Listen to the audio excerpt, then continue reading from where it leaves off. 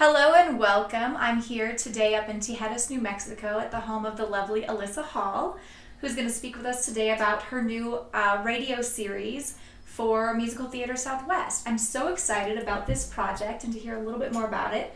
What can you tell me about what are the shows about? And I know there are a couple of them, right? Yes, so Radio Theater Classics is a project that I put together for a fundraiser for Musical Theater Southwest. And I was inspired by some of the work that's also happened in our town.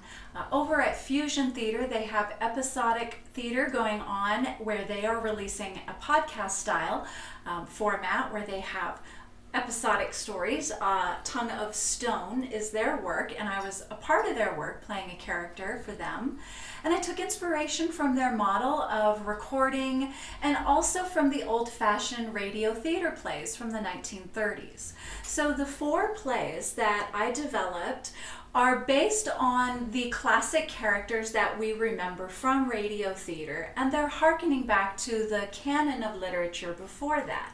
So we start with Sherlock Holmes in A Scandal in Bohemia.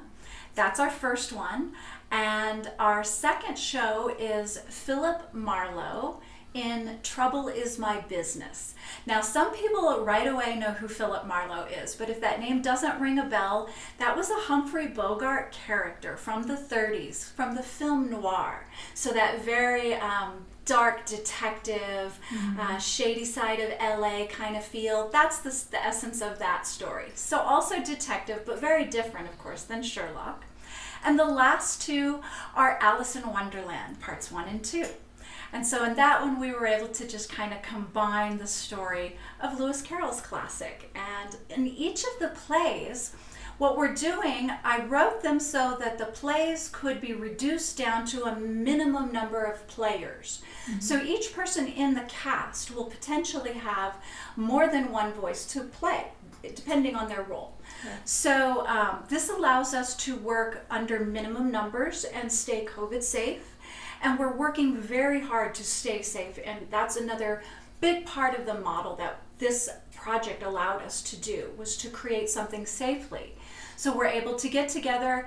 Of course, being Musical Theater Southwest, we love singing. That's what we're about. Right. But in these times, unfortunately, it's just not the time yet to sing together. So we thought it would be a great idea to focus and really showcase how our actors, we've always called them triple threats there at MTS. And so we're really showing off their vocal acting. You know, we get so used to hearing their beautiful singing voices. So this gives us a chance to really explore some different avenues for the people in our community who I know are also really want to get back to work, really want to have something to focus on. But we all need to be safe. We have to be very safe in these times. Absolutely.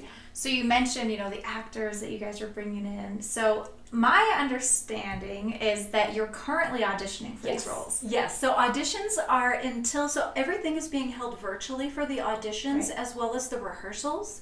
And then what we're going to do is we'll have one day on site for each one of the shows. And so we'll only be in person one day, and we're going to have booths that are separate and distanced apart so that we have a distance between, because we have our warehouse that we can set up and record in. So that's going to be our process there.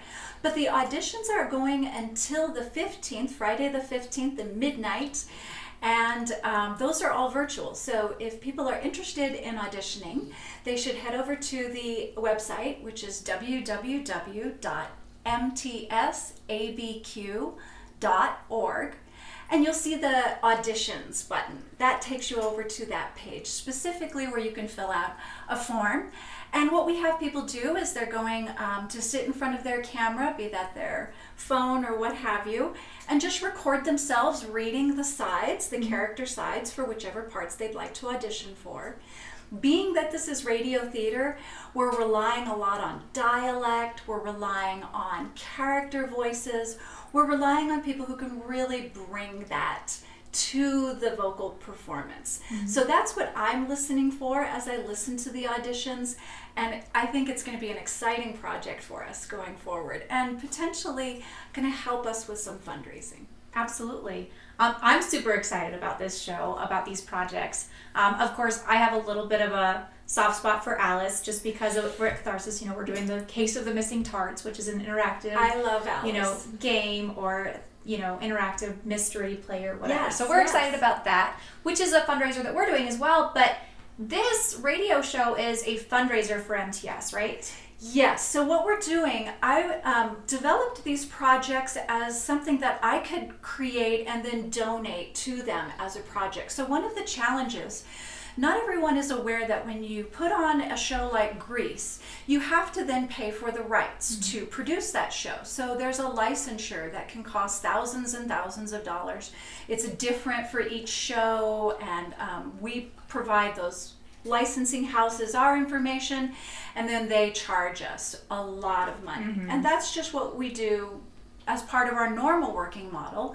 But I developed these off public domain characters and donated all of my editing as well as my directing fees so that we could try to create what I'm calling a zero budget fundraiser and really create a project where we can garner some revenues. We have had 3 entire quarters of lost revenues in 2020. And we still don't know how long shutdowns are going to continue, but we're trying to continue looking forward, finding those solutions. And so this is one of those ideas that we're putting forward and trying to find ways that we can garner revenue, but still do so from home. Right. So, Well, and a lot of people are not necessarily aware that performance venues like Katharsis Studios Yes. and Musical Theater Southwest and the other theaters in town are basically completely shut down. I mean, we're not able to house any sort of an audience, which has been where we've generated all of our revenue from. And so also, maybe through some ad space. So I do know that MTS has some creative use of ad purchases that you can definitely, businesses out there can support MTS through purchase of ads for these programs. yes, And- radio sponsorship is one of the things that we offered with these. And they're based on the old-fashioned, again, harkening back to the 1930s radio theater model, where you would have the announcer sit down maybe with Dr. Watson and they'd be drinking a glass of Petri wine was the sponsor back then. And so we've been looking for other sponsors for our programs and partnering with those businesses as well. And so that helps us also, like you're saying, ticket sales, ticket revenues are so vital to any theater, but as we've always said every year, we can't make a buy on ticket revenue alone. Fundraising, donations, this is going to keep us alive right now. Right. Not just flourishing, but actually keeping the ghost light burning. Yeah. And so people who might be interested in helping can donate or can purchase these radio sponsors on the website? Yeah, they can definitely get in contact with us. info@mtsabq.org is the general box where you can send any information or inquiries about business partnerships or sponsorships if you're interested for yourself or your business to be part of the radio plays.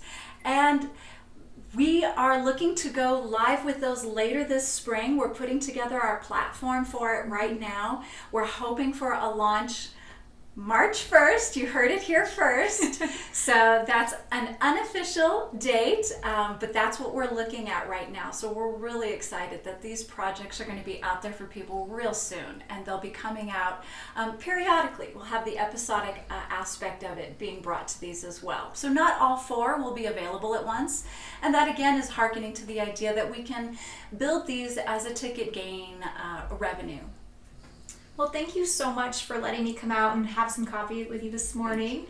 And I'm so excited for these projects and just to have so many creatives in our community that are working together right now to really support the arts and communities that are struggling in the middle of all of this. So thank you so much. Thank you guys for watching. For more information, you can go to the link that's at the bottom of your page right now, www.mtsabq.org. Yeah. And thank you so much for watching, and audition for the show, buy sponsorships, and definitely get your tickets. Thank you. you. Thank you guys, and have a great day. Thank you.